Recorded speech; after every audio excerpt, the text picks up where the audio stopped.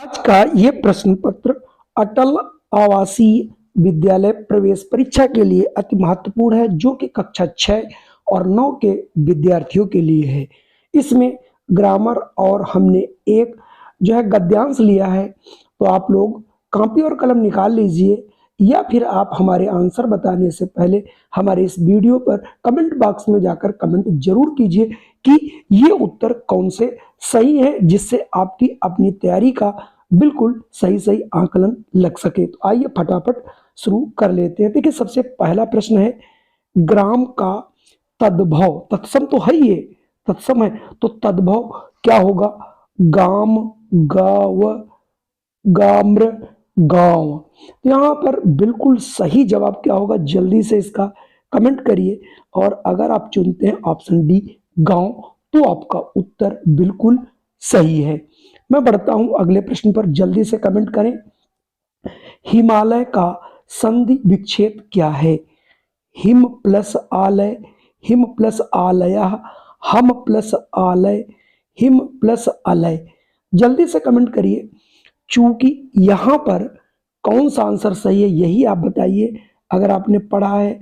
और अगर आपका आंसर ए है, हिम प्लस आलय, तो आपका उत्तर बिल्कुल सही है। अब मैं बढ़ता हूं अगले प्रश्न पर, जाट का स्त्रीलिंग क्या है? जाटी, जटियानी, जाटनी, जटरानी। जल्दी से बताइए। देखिए, प्रश्न बड़े सरल लग रहे हैं, लेकिन आप जब आंसर देंगे तभी आपको समझ में आएगा कि कौन सा उत्तर सही होना चाहिए। अगर आप ऑप्शन सी चुनते हैं, जाटनी, तो आपका उत्तर बच्चों बिल्कुल सही है। अब मैं बढ़ता हूं अगले प्रश्न पर, सर्वनाम के कितने भेद हैं? 10, 6, 8 या फिर 5? जल्दी से बच्चों कमेंट करिए, और अगर कमेंट के रूप में मुझे मिलता है बी, तो आपका आंसर बिल्कुल सही है। अगला प्रश्न है, आप शब्द का बहुवचन क्या है? आप, लोग, वे, हम। इनमें से कोई नहीं। देखिए, प्रश्न बड़े आसान लग रहे हैं, लेकिन आप आंसर जरूर कीजिए, और हमें मालूम है इसका आंसर आप गलत ही करेंगे। और अगर इसका आंसर आप कर रहे हैं ए, आप लोग, तो आपका आंसर बिल्कुल सही है। अब मैं बढ़ता हूं अगले प्रश्न पर, अशुद्ध शब्द यहां पर आपको छांटना है, यानी शुद्ध शब्द कौन कौन से हैं, और अशुद्ध इसमें एक कोई दिया गया है, आशीर्वाद, श्रीमती, आदर्श, उपलक्ष्य। तो ये तो खैर सभी लोग बता देंगे। वैसे ये देखिए, आपका जो होता है श्रीमती होता है, श्रीमती नहीं होता है। बाकी आपका देखिए, आशीर्वाद भी सही लिखा है, आदर्श भी सही लिखा है, और उपलक्ष्य भी सही लिखा है।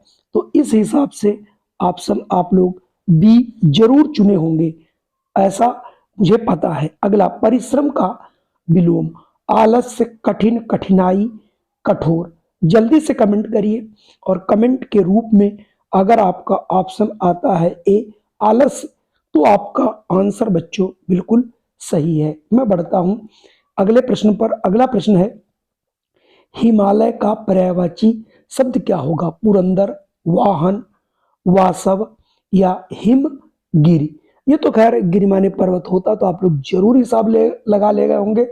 यहां से आप ऑप्शन डी ही ऑप्शन लगाएंगे। बहुत से बच्चे इसका आंसर पुरंदर भी देंगे, मुझे पता है। अगला, मुहावरा ठन ठन गोपाल का क्या अर्थ है? यानी एक मुहावरा ठन ठन गोपाल होना, तो दिन रात भगवान की पूजा करना, या अधिक मूर्ख होना, किसी काम का व्यक्ति न होना, धनहीन होना। जल्दी से बच्चों कमेंट करिए, और अगर आपका कमेंट आता है डी, यानी धनहीन होना, लोग कहते हैं जब बिल्कुल धन नहीं होता उसको कहते हैं तुम तो बिल्कुल ठन ठन गोपाल हो, यानी उसके पास कुछ भी नहीं है। अगला है, जीवन देने वाली औषधि, यानी जो दवा होती है, उसके लिए अगर एक शब्द कहा जाए, वो कौन सा हो सकता है? प्राणदान, प्राणदा, प्राणवायु, प्राणेशु। यानी एक दवा ऐसी जीवन जो दे, उसको कहना क्या कहेंगे? एक शब्द में उसको कहेंगे प्राणदा, यानी ऑप्शन बी। हमें मालूम है इसका भी उत्तर आप सभी लोग सही नहीं लगाए होंगे। अब यहाँ पर निम्नलिखित गद्यांश को पढ़कर उस पर पूछे गए प्रश्नों के उत्तर देना है। एक बहुत बड़ा सा हम गद्यांश लिए हैं, और इसको हम पूरा पढ़ेंगे, उसके बाद आंसर आपको बताने हैं। पहले देखिए पढ़ना है। मॉरिशस भारत से 5000 किलोमीटर दूर हिंद महासागर के बीच बसा छोटा भारत है। ये द्वीप भूमध्य रेखा से कोई 20 अंश दक्षिण और 60 अंश पूर्वी देशांतर रेखा से बिल्कुल पास, बिल्कुल उस किंतु उसके पश्चिम की ओर बसा है। प्रारंभ में ये द्वीप फ्रांसीसियों के अधिकार में था। 1810 ई में अंग्रेजों ने इस पर अधिकार जमा लिया।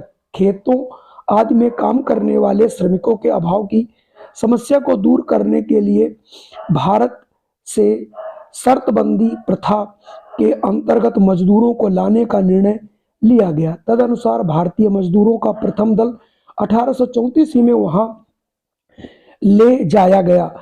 वह क्रम आगामी कई वर्षों तक सतत रूप से चलता रहा तथा भारतीयों की संख्या क्रमशः बढ़ती गई। भारतीय श्रमिक यहाँ से जाते समय वे अपने साथ रामायण, हनुमान चालीसा और अपने अपने इष्ट देवियों की मूर्तियां भी साथ ले गए। मॉरिशस की राजभाषा अंग्रेजी है, किंतु बोलचाल की भाषा क्रियोल है। क्रियोल के बाद वहाँ की दूसरी जनभाषा भोजपुरी मानना चाहिए। प्रारंभ में भारतीय मजदूरों ने बहुत कष्ट सहे। उनका अंग्रेजों ने अनेक प्रकार से शोषण किया। उनके धर्म परिवर्तन के उचित अनुचित ढंग से अपनाए। इन सबसे मुक्त पाने के लिए भारतीय मजदूरों ने घोर संघर्ष किया तथा अंग्रेजों को चेतावनी दी कि हम सब सह सकते हैं, किंतु अपने धर्म तथा संस्कारों पर आघात सहन नहीं कर सकते। अंततः उनको विजय प्राप्त हुई। वे लोग अपने धर्म और संस्कृति पर डटे रहे और परिस्थितियों ने उन्हें जिस द्वीप में भेजा था उस द्वीप को उन्होंने छोटा महान भारत बना दिया। इस पर इन सभी भारतीयों को गर्व होना चाहिए। अगला ही प्रश्न है आपके सामने कि मॉरिशस द्वीप भारत से कितनी दूर है। सबसे पहला ही आपका आया था कि ये 5000 किलोमीटर दूर है। ये देखिए, तो आप प्रश्न को जब पढ़ेंगे थोड़ा सा ध्यान रखेंगे तो 100% आप इन प्रश्नों के उत्तर दे पाएंगे। तो यहाँ से ऑप्शन ए आप लोग दे सकते हैं। अगला है उपर्युक्त द्वीप प्रारंभ में किसके अधिकार में था। ये तो आपने पहले ही देखा था कि ये किसके अधिकार में, अंग्रेज, फ्रांसीसी, भारतीय या उपयुक्त में से सभी। तो ये फ्रांसीसियों के पास था और फ्रांसीसियों से अंग्रेजों ने इसे पर अधिकार कर लिया था। अगला प्रश्न था मॉरिशस द्वीप से भारतीय मजदूर कब गए, यानी मॉरिशस द्वीप में भारतीय मजदूर कब गए। इसमें भी आपको बताया गया था ये 1334 में पहुंचे। तो यहाँ से ऑप्शन ए वाला बच्चों सही होगा। तो हम यहाँ पर ऑप्शन ए लगा देंगे। बाकी आप थोड़ा सा जो भी ऑप्शन है उन्हें पढ़ लीजिए और अपने अनुसार आंसर देने की कोशिश कीजिए। भारतीय मजदूर मॉरिशस जाते समय अपने साथ क्या ले गए। देखिए पहले ही बताया गया था कि वो लोग रामायण, हनुमान चालीसा और अपने इष्ट देव की मूर्तियों को अपने साथ लेकर के गए थे। तो इस हिसाब से ऑप्शन यहाँ पर बी होगा और इसे बहुत अच्छे ढंग से आप लोग पढ़िएगा, तभी इनके उत्तर आप दे पाएंगे। अगला है मॉरिशस द्वीप को भारतीयों ने किस प्रकार छोटा महान भारत बनाया। रामायण गीता का पाठ करके, भारी मेहनत व संघर्ष करके, अपने धर्म और संस्कृति पर डटे रहे, अंग्रेजों से युद्ध करके तथा जीत करके। तो अब आपको ये बताना मॉरिशस को एक छोटा सा जो भारत बनाया है उसमें उनको मतलब क्या है। तो उसके लिए देखिए इसमें आया था वे अपने धर्म और संस्कृति पर डटे रहे, यानी उन्होंने उनके धर्म को स्वीकार नहीं किया और अंततः वो विजयी हुए, ऐसा आपको गद्यांश में बताया गया है। तो कुल मिला के आज का ये हमारा वीडियो कैसा लगा। अगर वीडियो पसंद आया तो इसे लाइक शेयर जरूर करिएगा। अगर चैनल पर पहली बार हो सब्सक्राइब अवश्य कर लेना। इस प्रकार के वीडियो हम आपको प्रतिदिन पहुंचाते रहेंगे। जय हिंद, वंदे मातरम।